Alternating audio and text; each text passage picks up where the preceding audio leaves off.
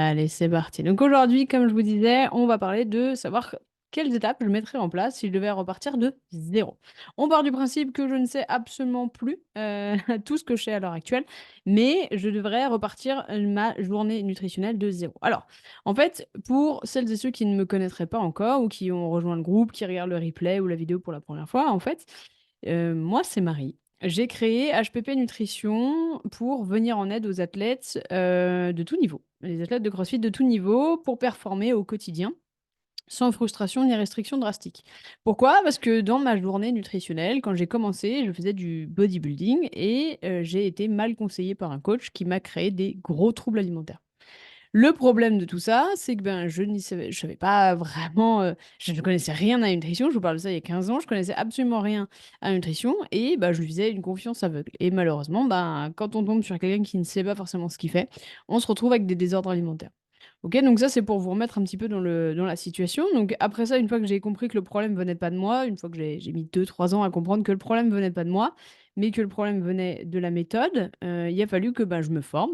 Il a fallu que, j'essaye, j'expérimente et tout ça et ce qui a conduit à la création d'HPP Nutrition.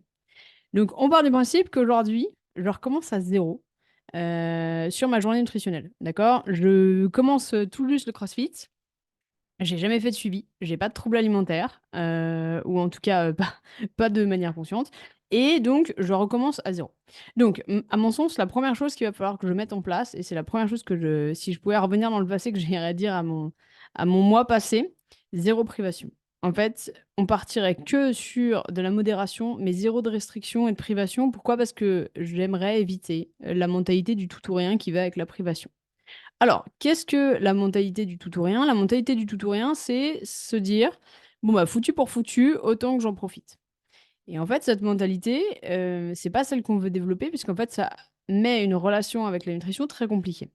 Donc, je recommencerai à zéro en me disant: «Aucune privation, que de la modération» pour justement éviter cette mentalité du tout ou rien, foutu pour foutu. Dans cette mentalité du tout ou rien, on a aussi la mentalité du cheat meal, d'accord? Ça découle de cette mentalité-là. Donc le cheat meal, qu'est-ce que c'est? C'est un repas de triche qui vient en fait, soulager la psyché sur une alimentation extrêmement restrictive. Ça veut dire que ça va être l'occasion de venir manger absolument ce qu'on veut. Le problème de cette mentalité, c'est que généralement, c'est un peu la porte ouverte à toutes les fenêtres et que ça vient on va essayer de consommer tout ce qui nous a manqué pendant la semaine et toutes les frustrations qu'on a pu avoir, pendant la semaine ou pendant les semaines précédentes. Donc à mon sens, le cheat meal et la mentalité du tout ou rien sont exactement jumelés et sont sur la même chose. Donc à mon sens, je commencerai par me dire: «Pas de cheat meal et pas de mentalité tout ou rien». Comme ça me permettrait de pouvoir développer une relation à la nutrition qui est bien plus positive et ça m'éviterait les troubles alimentaires. Donc, ce que je favoriserais, c'est pouvoir créer une assiette visuelle, d'accord? Et avoir aucun aliment qui est interdit, mais par contre faire plutôt de la modération, privilégier par exemple la règle des 80-20 qui me permettrait d'avoir 80 d'une alimentation équilibrée et 20 d'alimentation plutôt flexible. Mais ces 20 d'alimentation plutôt flexible, je ne les mettrais pas sur un repas en particulier comme le cheat meal, mais je les mettrais de manière au compte-gouttes sur les différentes journées qui pourraient me faire plaisir. Un bout de chocolat à droite, je sais pas moi, une bière à gauche ou voilà, ce genre de truc qui me permettrait de pouvoir tenir sur ma semaine sans avoir l'impression ni que je fais des entorses sur mon alimentation, ni qui me permettrait de me poser la question de savoir si en gros, si jamais j'ouvre la porte sur un aliment qui était censé être interdit, que ça soit après la cascade où je me mette à absolument manger tout le placard. C'est quelque chose que j'ai déjà expérimenté. Je pense qu'on est nombreux et nombreuses à l'avoir déjà expérimenté, cette mentalité du tout ou rien. Mais c'est pourtant, à mon sens, la mentalité la plus dangereuse de l'alimentation, puisqu'elle conduit à un sentiment de stress intense au niveau de la relation à la nutrition. Donc voilà, moi, c'est la première chose que je me dirais, pas de privation. C'est la première étape, pas de privation, de la modération, d'accord? Mais aucune privation pour que justement j'ai pas cette mentalité de tout ou rien. Pour savoir si vous avez la mentalité du tout ou rien, elle est très, très simple. C'est que du moment où vous avez, commencé à ouvrir le paquet de gâteaux, que vous allez manger le gâteau, de savoir si vous êtes capable de vous arrêter ou si vous êtes du genre à ne plus pouvoir vous arrêter, puis ça enchaîne sur les M&M's, ça enchaîne sur le Nutella, ça enchaîne parce qu'en fait la porte est ouverte, OK? Ça, c'est le premier signe. Le fait est d'avoir donc des fringales nutritionnelles qui et même des compulsions alimentaires qui fait que vous n'êtes plus capable de vous arrêter et que en gros, il faut attendre la fin de la journée et que vous alliez vous coucher pour que vous puissiez reprendre le contrôle sur, votre corps et vos émotions. Donc ça, c'est la mentalité du tout ou rien. C'est la première chose que j'essaierai d'éviter parce que j'en ai vraiment souffert et je pense qu'on est nombreux, dans cette situation à avoir ou encore souffrir de cette mentalité qui est en fait de se blinder d'aliments, qu'on n'est pas censé avoir, en tout cas dans certaines alimentations qui seront restrictives, avec des listes d'aliments interdits et ben, en fait, on triche avec ces aliments et on n'arrive plus à s'arrêter. Donc ça serait ma première étape à mon sens, c'est de venir, lâcher cette mentalité du tout ou rien pour pas qu'elle existe, et que j'ai pas à galérer toute ma vie avec. Ensuite, deuxième étape que je mettrais un gros focus sur les protéines. En fait, quand j'ai commencé et que j'ai eu, une alimentation, qu'on m'avait fait un plan alimentaire, que mon coach à l'époque, il y a 15 ans, m'avait fait un plan alimentaire, j'avais des grammages à respecter. Je devais faire 150 grammes de blanc de poulet, 30 grammes de riz, 15 grammes d'amandes, bref. Et en fait, le problème, c'est que je ne comprenais pas pourquoi la protéine était importante, d'accord? Je pensais que c'était sur la masse musculaire, mais en fait, on m'avait pas expliqué le pourquoi du comment et à l'époque, je m'étais pas posé la question. Et en fait, je ferai un gros focus sur les protéines pour plusieurs raisons. La première, c'est qu'elle vient construire de la masse musculaire, donc ça, c'est ce qui nous importe. Deuxièmement, elle est responsable de la satiété. Plus on va manger, moins on aura faim. C'est là où ça devient intéressant. Et 3, elle va permettre, au bon fonctionnement du corps et surtout à permettre à mon corps de brûler plus de calories de manière naturelle. C'est-à-dire qu'il va brûler plus de calories au repos, plus je vais construire de la masse musculaire. Donc en fait, c'est un cercle vertueux qu'on m'avait jamais expliqué et ben, j'aimerais de fait, si je devais pouvoir enfin si je pouvais revenir en arrière, dire à mon à mon ancien moi: «Attention, focus les protéines, il faut que ça représente une grosse partie dans ton assiette pour que tu puisses arrêter d'avoir faim et te sentir bien dans ton corps et pouvoir construire de la masse musculaire». Je ne pèserai pas forcément, mes aliments, peut-être les protéines pour être sûr que j'atteins les 2 grammes par poids de corps, mais c'est pas forcément ce que je me recommanderais. Je commencerai par la construction visuelle de l'assiette et une fois qu'elle est maîtrisée, peut-être je ne peserai que les protéines pour être sûr que j'en mange assez. Encore une fois, j'aimerais aussi d'ailleurs me parler à l'époque et me dire: «C'est pas parce que tu pèses que tu es en train de contrôler absolument tout ce que tu manges. Pour pas manger trop, en fait, tu pèses pour manger suffisamment» et ça, c'est un gros, gros, gros changement qui a été fait dans ma façon d'aborder la nutrition et que j'essaye de faire passer à mes athlètes. C'est tu pèses pas pour t'assurer de pas manger trop, mais plutôt tu pèses pour t'assurer de manger suffisamment et ça, c'est un gros, à mon sens, changement. C'est un gros shift à faire dans sa mentalité. Donc moi, c'est ce que je ferais si je devais repartir à zéro. Je ne peserais que les protéines pour m'assurer d'en avoir assez. D'accord? Et même si j'en avais trop, je me prendrais pas la tête. OK? Ça serait le gros, gros focus que je mettrais en place. Troisième chose que je mettrais aussi en place, c'est que je prendrais d'autres points d'évaluation. Alors je m'explique, en fait, à l'époque, je montais sur la balance absolument tous les jours, mais quelle connerie, mais quelle connerie.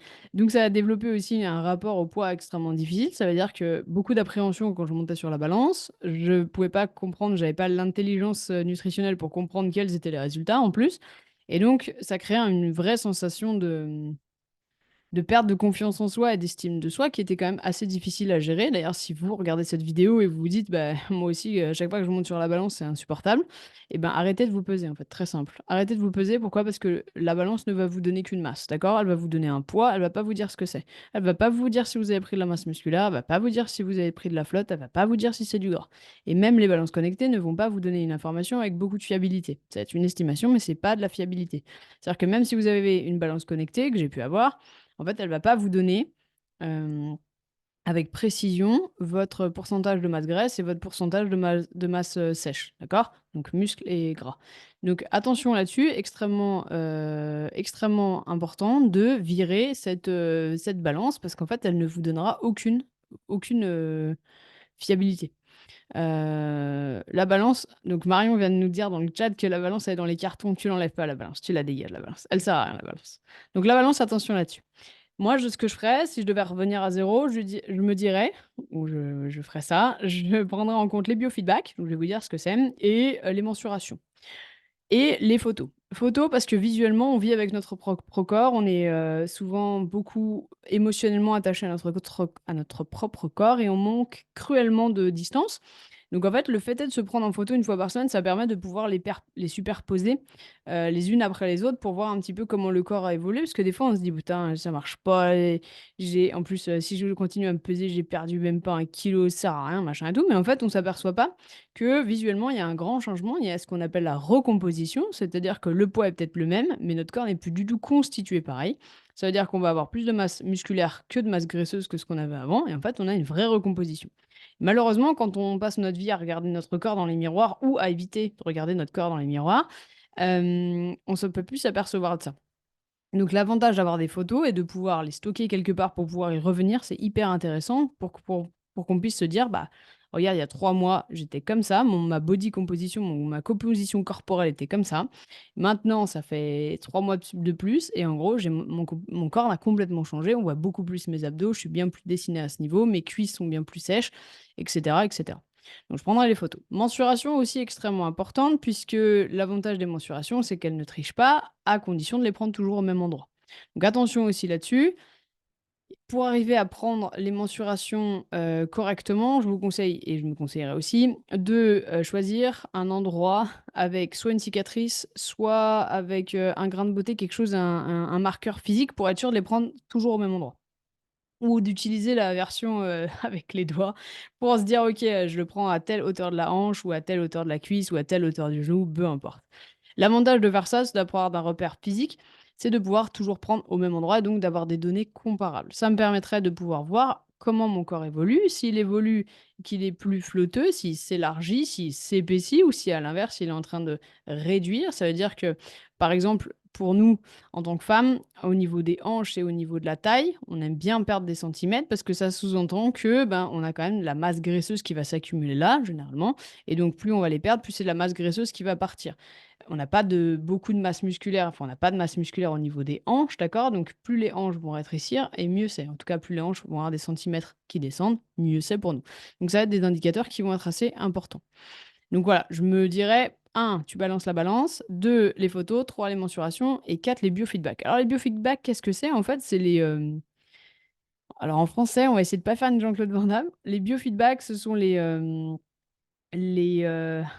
c'est dur. Bon, vous allez garder biofeedback jusqu'à ce que je trouve un autre mot et je vous jure, je vous le dis. Les biofeedbacks, c'est les signaux corporels, on va dire.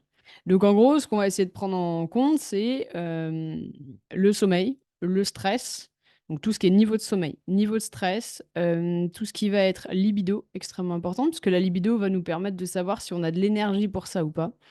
On va prendre aussi tout ce qui est humeur, savoir si les humeurs ont été changeantes ou si on est plutôt, dans une humeur assez positive ou plutôt à l'inverse, on est sur une humeur plutôt négative. En tant que biofeedback, qu'est-ce qu'on peut prendre encore? Ouais, sommeil, stress, c'est libido, ça de les humeurs, ça va être les principaux et après tout ce qui va être faim, fatigue et fringales qu'on va rajouter les 3 F pour que justement je m'assure de manger suffisamment et de pas avoir des fringales quotidiennes qui pourraient déboucher sur une mentalité du tout ou rien. Donc ça les biofeedbacks à mon sens sont extrêmement importants. Alors après ils sont très personnels, ils peuvent varier d'une journée sur l'autre en fonction de nos humeurs, mais c'est important de prendre le moment de pouvoir y réfléchir en se disant: «OK, est-ce que ce que je est-ce que mon alimentation me convient et est-ce que ce que je ressens sur la semaine est juste ou pas?» D'accord? Donc il faut se poser la question et les biofeedbacks sont là pour y répondre. Donc c'est important de prendre ça en considération. Pourquoi? Parce que des fois, on a des résultats physiques qui mettent du temps à arriver. D'accord? C'est normal. Ah, énergie aussi sur le biofeedback. On a des résultats qui mettent du temps à arriver corporellement. Pourquoi? Bah, parce qu'on a des fois des métabolismes qui sont complètement brisés. On a des, façons d'aborder la nutrition depuis des années qui est hyper restrictive, donc notre corps met du temps à débloquer. Donc l'avantage des biofeedbacks, c'est que des fois, on peut voir que les indicateurs sont au vert. En fait, c'est des petites victoires pas à pas qui nous permettent de pouvoir aussi continuer à avancer. Ça veut dire que quand on a pas faim, pas de fringales, de l'énergie, une libido qui augmente, des humeurs qui sont bonnes, du sommeil amélioré, d'accord? Mais qu'on a, par exemple, pour l'instant, pas de grosses pertes de centimètres significatives, on a quand même un corps qui est en train de se recharger. Ça sous-entend quand même qu'on est dans la bonne voie. Et aujourd'hui, si je devais demander aux 3 quarts des personnes qui sont dans le groupe, si je vous donne un super sommeil, une super énergie, une libido à fond, il y a quoi d'autre? Un stress réduit, mais que pour l'instant je vous donne pas de résultats physiques, est-ce que vous prendrez? eh ben, je suis sûre que les 80% prendraient, d'accord? Parce qu'en fait, c'est aussi important. Parce que se sentir bien dans son corps, de manière, pas forcément visuelle, mais de manière juste ressentie, c'est extrêmement important, d'accord? Donc avoir de l'énergie, se sentir bien dans son corps, c'est tout aussi important que de voir des résultats sur les centimètres.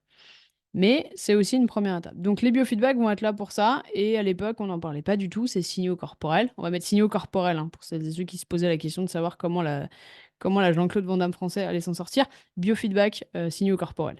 Et donc en gros, jusqu'à maintenant, il y avait pas on en parlait très peu. On j'essaye de vocaliser l'impact du stress, du sommeil et tout ça et tous les biofeedbacks en fait sur la nutrition, mais c'est encore assez récent, c'est encore assez neuf. Aux États-Unis, ils sont un petit peu plus avancés, que moi sur le sujet. D'ailleurs, c'est pour ça que dans ma formation, on avait intégré les biofeedbacks qu'en fait, on n'avait pas en France. Donc on les intègre maintenant, mais ça avance de manière progressive et extrêmement lente. Mais les biofeedbacks sont extrêmement importants et encore tout aussi importants que les mensurations pour qu'on puisse avoir une image globale de la personne et pas juste une image, de la personne à la salle. Aujourd'hui, si je pouvais revenir en arrière, je me dirais aussi que je ne suis pas juste quelqu'un qui va à la salle, mais j'ai aussi un niveau de stress, de la fatigue, j'ai aussi d'autres choses qui peuvent venir perturber ma nutrition, qui peuvent venir perturber mon évolution.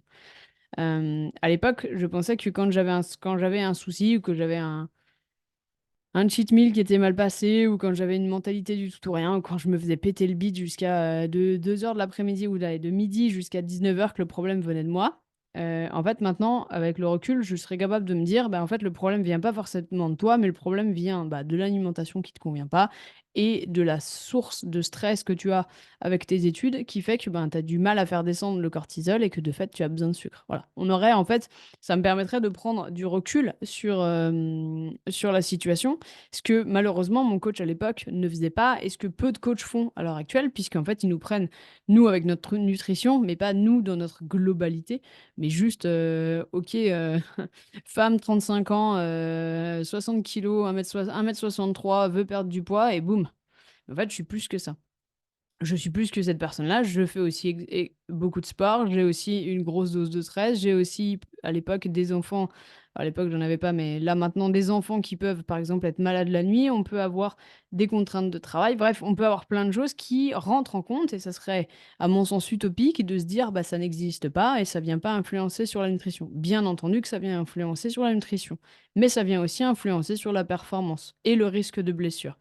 On a un athlète dans le programme qui, avec beaucoup de stress alors lui, en termes de biofeedback, il était bien, il se sentait bien, machin et tout. Juste en termes de fatigue et sommeil, on sentait que c'était sur la pente descendante à cause du travail, beaucoup de déplacements à l'étranger, beaucoup de cycles de sommeil perturbés, beaucoup de décalage horaire et tout, ben, il a fini par se blesser. Rien de grave et ça, il va récupérer vite, mais il y a quand même aussi donc un impact sur la performance du moment où on est fatigué, du moment où on a une source de stress. Donc ça, c'est biofeedback extrêmement important. Si je pouvais revenir, si j'avais une machine à remonter dans le temps, j'aurais une très, très longue conversation avec moi-même. Ça serait extrêmement important, pour arriver justement, bah, à pas développer tous ces troubles alimentaires et à relativiser et à prendre qui, je suis dans ma globalité et pas juste, quelques chiffres sur un bout de papier. D'ailleurs, si vous en êtes vous aussi à ce stade-là, si en gros vous êtes en train de vous dire: «Mais, la Marie d'il y a 15 ans, c'est moi maintenant», n'hésitez pas à m'envoyer un message privé. Je serais ravie qu'on se pose, gratuitement, hein, pour, en discuter, bien entendu, pour qu'on arrive à se dire, bah, quelles choses on peut mettre en place à l'heure actuelle. On a un meeting, un créneau de meeting qui s'appelle, Fix My Nutrition. C'est en fait ce moment où, pendant une demi heure, on se pose et on vient, décortiquer un petit peu, ce que la personne fait avec sa nutrition et trouver des axes d'amélioration. Si ça vous intéresse, n'hésitez pas à commenter sous la vidéo ou à, à m'envoyer un message privé ou à envoyer un mail à info@hppnutrition et encore une fois, c'est gratuit donc n'hésitez pas. C'est 100 pour vous.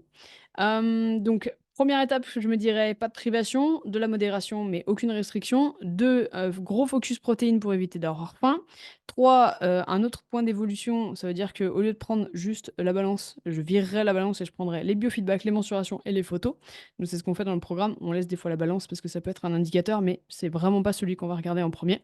Et je me parlerai aussi du surentraînement et le fait est que je ne prenais pas assez de jours off. J'avais l'impression qu'à l'époque plus je m'entraînais, plus j'allais brûler des calories, plus j'allais brûler des calories, plus j'allais finir par ressembler à Danaline Bailey. Pour celles et ceux qui ne savent pas qui est Danaline Bailey, vous pouvez regarder sur internet. C'est une bodybuildeuse, pro, ça fait un petit moment et autant vous dire, je ne suis jamais arrivée au physique de Danaline Belley, mais je pense que je ne mangeais pas tout à fait comme elle. Donc, je me dirais qu'il faut absolument, focaliser mon attention aussi sur la récupération, que la nutrition, c'est bien, mais il y a aussi un gros facteur de récupération, que le surentraînement est hyper contre-productif et qu'essayer de brûler un maximum de calories que je ne mangeais déjà pas, ça faisait juste que mon corps était en énorme déficit calorique et qu'il stockait du moment où j'avais un cheat meal qui pouvait arriver. Et tout ça, c'était donc le cercle vicieux que j'essayais de briser. Donc attention pour celles et ceux qui se reconnaîtraient un petit peu sur cette dynamique du je veux absolument m'entraîner pour brûler des calories. Le problème, c'est que à faire cette dynamique, on finit par diaboliser les calories, d'accord? On essaie d'en manger le moins possible, on essaie d'en brûler le plus possible et on tombe dans cette cercle vicieux du manger moins, bouger plus. Alors qu'en fait, malheureusement, nos corps ne sont pas tout à fait construits comme ça. Il faut absolument manger plus pour bouger plus, d'accord? Et il y a un ratio équilibré, bien entendu, à respecter. Mais tout ce qui est drastique et tout ce qui est chercher l'économie de calories à tout prix, ça n'a aucun intérêt. En tout cas, d'un point de vue performance nutritionnelle ou même de santé, ça n'a absolument aucun intérêt. Donc attention à ça. Et moi, c'est ce que je me dirais. Je reviendrai en arrière et j'aurai vraiment une très très longue conversation avec moi-même. Ça vaudra le coup, hein. Il faudrait qu'on essaye de créer, je sais pas s'il y a des pros, il y a des pros des montages. On aurait essayé de trouver, avec l'AI, on aurait peut-être essayé de trouver un truc, on ferait un montage avec, mon ancien moi pour arriver à avoir cette conversation. En tout cas, ça serait extrêmement utile de pouvoir déjà me dire que le problème ne venait pas de moi, que venait de l'alimentation en carton que je pouvais avoir, que c'était de la merde, on va le dire honnêtement, et que ce n'est pas moi qui n'y arrive pas à la respecter, c'est la nutrition qui n'est pas adaptée à mes besoins. Ça serait, je pense, la première conversation que j'aurais avec moi-même. Donc voilà, donc ce seraient les 4 conseils, je pense, les plus importants que je me donnerais, avec, celui bonus du, «Ton alimentation, c'est de la merde, c'est pas toi le problème». Je pense qu'il serait, je pense, un bon point de départ pour essayer de me capter ma propre attention de l'époque. Hem, Encore autre chose que j'aimerais mettre à ce moment-là, plus ou perfection ne veut pas dire résultat plus rapide. Je pense à cette histoire, parce que je me souviens donc. Pour vous resituer, on se souvient, je faisais du bodybuilding, j'avais une alimentation extrêmement restrictive, créée par un coach qui n'y connaissait absolument rien en nutrition et encore moins en nutrition féminine. Donc, j'ai développé des troubles alimentaires. Mais à l'époque, il y a aussi une part de responsabilité qui m'incombe, bien entendu. Déjà, j'aurais pas dû suivre les conseils, j'aurais dû apprendre, mais c'est pas grave. Et j'aurais surtout dû essayer d'être moins parfaite. Je vous explique. En gros, à l'époque, donc, on m'avait autorisé, donc j'avais des quantités à respecter tous les jours et tout, et on m'avait autorisé un cheat meal par semaine. Mais je m'étais dit, grosse maligne que j'étais à l'époque, si je fais pas mon cheat meal toutes les semaines, et que j'en fais un par mois, je vais être 3 fois plus vite. Ah oui, parce que je gagne, 3 semaines. Donc j'étais parti là-dessus. Grosse connerie, hein, on va quand même pas se le cacher, puisqu'en gros, bah, j'étais en restriction drastique, j'étais en frustration drastique et j'étais en privation drastique. Au lieu de le faire sur une semaine, je le faisais sur 3 semaines d'un coup, donc vous vous rendez bien compte que le cheat meal n'était pas un cheat meal, le cheat meal était devenu un cheat day. À l'époque, je pensais que plus j'en ferais et plus je serais parfaite, plus j'aurais des résultats rapides et c'est une erreur. Ouais, c'est vraiment je pense la plus grosse connerie que j'ai fait dans mon passé nutritionnel, j'en ai fait quelques-unes, hein. Mais celle-là, je pense c'est la plus forte et celle sur laquelle je lutte le plus fort à l'heure actuelle et j'en parle beaucoup. En tout cas, peut-être pas assez, mais avec les personnes qui sont dans le programme et mes athlètes, on en parle. Ça sert à rien de vouloir être parfait. La nutrition, c'est pas être parfait, ça ne marche pas la perfection. Et c'est pas plus tu vas être parfait, plus ça va aller vite. Absolument pas. En fait, c'est plus tu vas prendre ton temps de faire les choses correctement et plus tu auras des chances d'arriver plus rapidement. Mais en fait, la perfection n'aura jamais servi à rien. Et c'est pas parce qu'on va se restreindre que, en tout cas sur une longue période, et plus on va avoir de résultats. En tout cas, je peux vous le dire honnêtement, cela ne marche pas. Donc, si j'avais vraiment voilà, une histoire à partager, c'est celle-ci. N'essayez pas d'être parfait avec votre nutrition, ça ne fonctionne pas. La perfection n'a pas sa place en nutrition. On cherche l'amélioration continue, et on cherche des progrès, on cherche à gérer. Mais surtout, la perfection sous-entend des erreurs Et en fait, en nutrition, il y a plein d'erreurs qu'on peut faire, mais heureusement, ça nous permet d'apprendre et aucune nutrition est parfaite, même la mienne, hein. Elle est pas parfaite, ça m'arrive des fois de me laisser surprendre par un manque d'organisation, par un frigo vide, par, des invitations à répétition, ça nous arrive tous. On est tous humains sur le sujet, on essaye juste par contre de s'améliorer pour avoir des résultats et pouvoir performer au quotidien, d'accord? Que ça soit des résultats, physiques, que ça soit des résultats de performance, que ça soit, de la prise de masse musculaire. Tous ces objectifs-là sont englobés là-dedans, mais ça n'a aucun intérêt d'être parfait puisqu'en fait, c'est contre-productif et qu'on va en plus se mettre une pression sur l'estime de soi. En fait, on va attacher la nutrition avec l'estime de soi et c'est pas du tout ce qu'on cherche à faire. C'est pas parce que en gros, on n'arrive pas à tenir son alimentation, 3 semaines consécutives, sans chocolat, sans rien, sans avec des privations extrêmes qu'on est plus fort que les autres, bien entendu. En plus, la fois où on finit par craquer, hein, forcément, on va avoir un craquage, on se sent vraiment merdique et en fait, on met la nutrition avec l'estime de soi. C'est-à-dire que si je tiens mon alimentation, je suis balèze, si je la tiens pas, je suis merdique et le problème, c'est qu'on peut pas associer les 2. Notre estime de soi ne doit pas être liée à la nutrition, mais plutôt à tout un travail global et pas juste à un seul pan de notre vie et c'est pas parce qu'on craque, qu'on est merdique et que le problème vient de soi, mais ça peut venir de l'alimentation en elle-même qui n'est pas du tout, du tout appropriée. Est-ce que vous avez des questions pour celles et ceux qui sont dans le chat? Encore merci de votre présence, aujourd'hui. Pour celles et ceux qui nous regardent en replay, n'hésitez pas, à venir, nous voir à 13 heures le mardi. Alors je sais que c'est pas toujours facile, il y a pas mal de personnes qui travaillent, mais ce que vous pouvez faire, c'est juste écouter le live et vous mettre en fond, hein. De toute manière, quand vous rejoignez le live, en direct sur Zoom, votre micro et votre caméra sont désactivés, sinon ça me perturbe. Si tout le monde se met à parler et que tout le monde me fait des coucous par caméra, vous pouvez réactiver bien entendu et me faire coucou, je serais ravie, mais des fois ça me perturbe. Alors, de fait, j'ai du mal à parler, c'est mon petit côté, j'arrive à faire un truc en même temps et donc vos caméras sont désactivées. Mais n'hésitez pas à venir parler avec nous, communiquer. L'objectif de ces lives, c'est que je vous donne un maximum d'infos, un maximum d'histoires, un maximum de choses utiles que vous pouvez utiliser dans vos vies personnelles. Bien entendu, tous les replays sont, disponibles dans les onglets «À la une», d'accord? Donc si vous êtes sur le groupe Facebook, il vous suffit de cliquer sur l'onglet «À la une» qui est tout en haut du groupe. Vous avez absolument toutes les vidéos à chaque fois qu'on les publie, à chaque fois qu'elles sont diffusées en live, je les mets là-dessus. Donc comme ça, vous avez absolument accès à tout gratuitement, sans aucun souci. Nathalie nous dit: «Exactement le même sentiment d'avoir fait fausse route longtemps». C'est fou quand même, hein. C'est dingue, hein. Des fois, le temps qu'on perd à essayer de s'obstiner à se dire que le problème vient de nous, alors que le problème vient de l'alimentation, et des conseils qui ont été mis en place, c'est dramatique. Mais je suis contente que maintenant tu aies plus ce sentiment et c'est pour ça que j'essaye de faire passer ce message. C'est pour ça qu'on fait ces lives, pour justement pouvoir communiquer sur tout ça et sur le fait est qu'il y a beaucoup, beaucoup, beaucoup de diètes, d'alimentation et de coachs qui sont incompétents, soyons honnêtes, et qui ne sont pas capables de prendre l'athlète dans sa globalité et qui ont des conseils qui sont très restrictifs et je vous conseillerais de vous éloigner de ce genre de conseils autant que faire se peut. Est-ce que vous avez des questions dans le chat?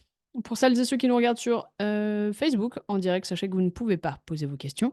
Vous ne pouvez le faire que si vous êtes sur le Zoom et quand vous avez rejoint directement le Zoom, vous n'hésitez pas à pouvoir poser vos questions. Je vous écoute. Ça peut être des questions nutrition, ça peut être des questions générales, ça peut être des questions n'hésitez pas à m'impliquer dans les questions que vous pouvez vous poser au quotidien. Vous pouvez soit prendre la parole sans aucun souci. Si c'est le cas, il faut juste que je débranche mon micro, soit sinon directement dans le chat. Donc posez vos questions. En attendant que vous posiez vos questions dans le chat, petit rappel, ce soir, nous avons donc le, webinar. Alors qu'est-ce qu'un webinar? C'est un séminaire en ligne qui vous permettra d'apprendre plein de trucs. Ce soir, on fait le premier soir. Le premier soir, c'est avec Annie. Annie qui est psychologue et spécialisée dans, les gestions du stress et tout ça. Donc en fait, c'est une personne qui a été dans le programme, que je connais depuis un petit moment maintenant et qui est d'accord avec moi sur le sujet du lien entre la nutrition et le stress. Donc, ce soir, on décortique à 19 h. Si jamais vous savez absolument pas de quoi je parle, n'hésitez pas à commenter, sous cette vidéo. Je vous enverrai le lien d'inscription. Le replay sera disponible bien entendu pour les gens qui sont inscrits. Pour celles et ceux qui ne sont pas inscrits, vous n'aurez pas de replay, il ne sera pas diffusé sur Facebook. C'est notre petit séminaire privé. Donc il faut être inscrit pour arriver à le voir. Donc ce soir, on attaque nutrition, émotion et stress. Donc ça va être super intéressant. Demain soir, on va avoir la training thérapie. On a Simon de la training thérapie. Non, Thomas. On a Thomas de la training thérapie qui va nous permettre de discuter un petit peu de tout ce qui est blessure, de comment gérer, adapter pour réduire le risque de blessure et puis comment faire quand on est blessé. Qu'est-ce qu'il faut faire? Qu'est-ce qu'il faut pas faire? Est-ce qu'il faut arrêter de s'entraîner? Est-ce qu'il faut pas arrêter de s'entraîner? Et jeudi, nous allons avoir Sean d'Upside Strength qui va nous parler de tout ce qui est performance, récupération et comment performer. Donc j'espère que vous serez nombreux à venir assister. On est plus d'une centaine déjà inscrits. Donc ça va être plutôt chouette. On va bien se marrer. Et puis surtout, on aura pas mal de valeur ajoutée en sachant qu'il y aura aussi pas mal de cadeaux. Ça va distribuer du cadeau tous les soirs. Donc plus vous assistez à des soirs, plus vous allez pouvoir collecter de cadeaux. Si vous pouvez pas être présent, tant pis pour vous pour les cadeaux. Vous aurez déjà le replay, ce qui est déjà pas mal. Mais si vous êtes présent, vous pourrez avoir accès aux différentes offres que les intervenants vont pouvoir vous présenter. Je vois que dans le chat, pour l'instant, il n'y a pas de questions. Donc je crois que ça a été très clair. Si jamais vous avez des questions que vous voulez pas forcément faire venir en privé, vous pouvez aussi me contacter soit par mail à info@hppnutrition.com, soit sur le groupe Facebook. Vous me trouverez Marie ou HPP Nutrition, vous cherchez et vous allez finir par me trouver. N'hésitez pas à venir poser vos questions. En attendant, encore merci à celles et ceux qui font partie de la communauté. Merci à toi qui regarde en replay. Merci à toi qui regarde en direct et merci à toutes celles et ceux qui, sont toujours là, entre midi et 2, qui viennent poser leurs questions ou qui posent pas forcément la question, mais qui sont toujours là. Ça fait vraiment plaisir d'avoir, des gens qui sont intéressés et intéressants. Donc n'hésitez pas et encore merci à vous tous, à vous toutes et je vous souhaite une belle journée. Ciao!